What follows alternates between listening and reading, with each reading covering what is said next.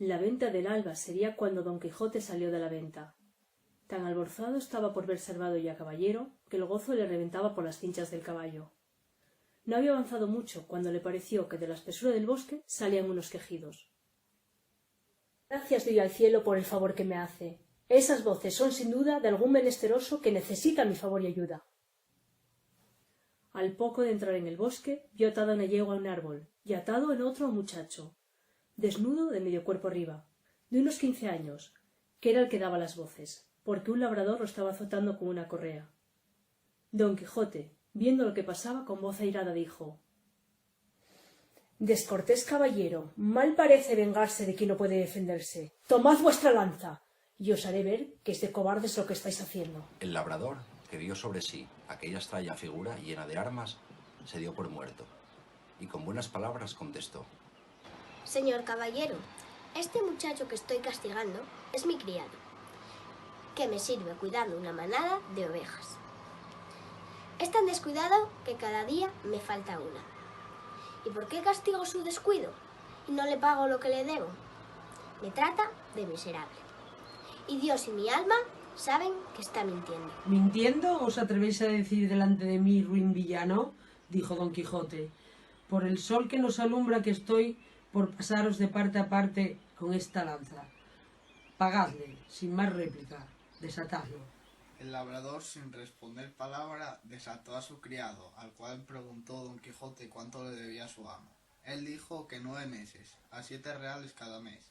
Hizo la cuenta don Quijote y halló que sumaban 63 reales y díjole al labrador que inmediatamente se los pagase si no quería morir por ello. Contestó el medroso villano que no eran tantos, porque se le habían de descontar 3 pares de zapatos que le había dado y 1 real de 2 sangrías que le hizo aplicar cuando estuvo enfermo. «Bien está todo eso», contestó don Quijote, «pero se queden los zapatos y las sangrías por los azotes que sin culpa le habéis dado, que si él rompió el cuero de los zapatos que vos pagasteis, vos le habéis roto el de su cuerpo, y si le sacó la sangre el barbero estando enfermo, vos en salud se la habéis sacado. Así que, por esta parte, no os debe nada». «El caso, señor caballero, es que no tengo aquí dineros. Venga, Andrés, a mi casa, que yo se lo pagaré». «¿Irme yo con él?», dijo el joven. «No, señor, ni pensarlo. En cuanto me vea solo, me desollará». «No hará tal», contestó don Quijote, «basta que yo se lo mande para que cumpla». «Andrés», dijo el labrador, «venid conmigo, que yo juro por todas las órdenes de caballería pagaros real por real». «Con esto de contento», dijo don Quijote, «y cuidad de cumplir lo jurado, si no, volveré a castigaros y os hallaré en que os escondáis como una lagartija. Y si queréis saber quién os manda esto, sabed que soy el valeroso don Quijote de la Mancha, deshacedor de agravios y sin razones». Picó a Rocinante y en breve tiempo se alejó de ellos. El labriego lo siguió con los ojos y cuando lo vio lejos volvió donde estaba su criado y le dijo: «Ven acá, hijo mío, que te quiero pagar lo que te debo, como aquel me lo ha ordenado». Y tomándolo del brazo lo volvió a atar al árbol, donde le dio tantos azotes que le dejó por muerto.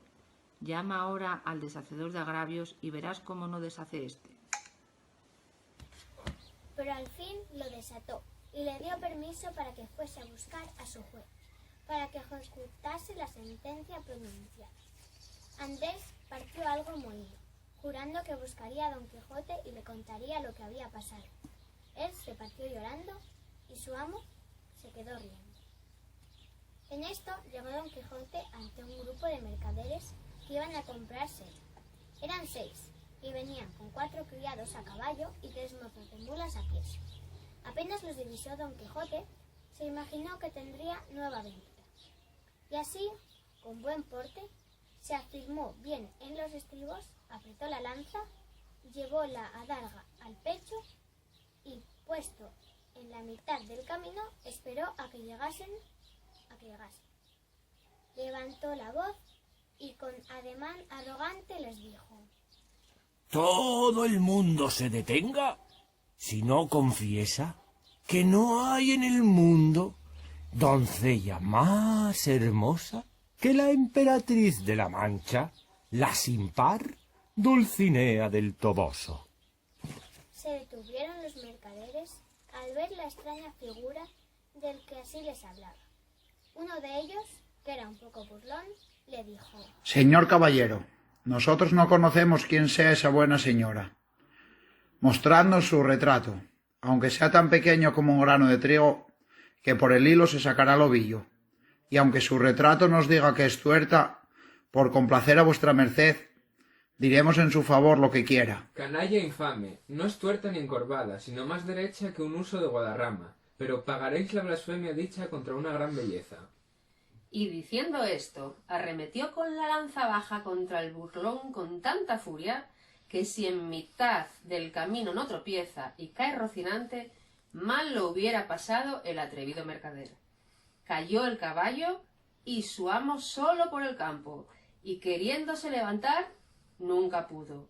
Mientras trataba de incorporarse, desde el suelo gritaba: ¡No huyáis, gente cobarde! Mirad, no por culpa mía, sino de mi caballo, estoy aquí tendido. Un mozo de mulas, después de hacer pedazos la lanza, con uno de ellos le dio tantos golpes a Don Quijote en las costillas que lo dejó molido como trigo.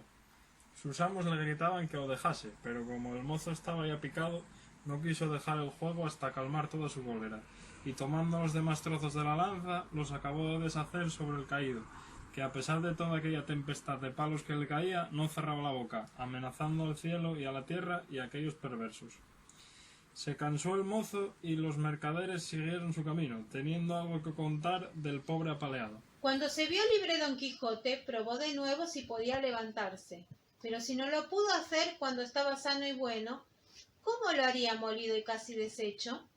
En esto pasó casualmente por allí un labrador vecino suyo, el cual, viéndolo tendido, se acercó a él e intentó levantarlo. Señor Quijano, exclamó el labriego, ¿quién lo ha tratado así de esta manera? No con poco trabajo lo subió sobre su jumento por parecerle caballería más sosegada.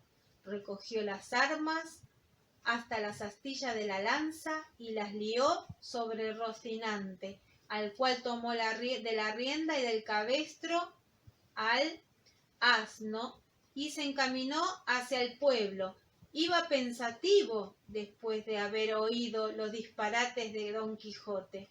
No menos iba éste que, de puro molido y quebrado, no se podía tener sobre el borrico. De cuando en cuando daba unos suspiros que llegaban al cielo. Estaba en el pueblo al anochecer, pero el labrador esperó a que fuese algo más de noche, para que no viesen al molido hidalgo tan mal caballero.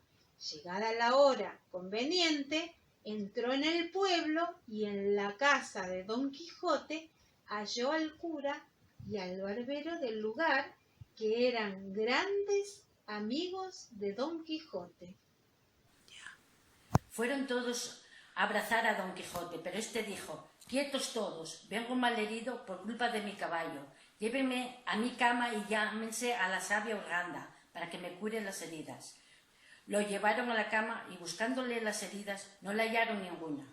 Él dijo que había tenido una gran caída con Rocinante combatiendo con 10 gigantes, los más atrevidos del mundo.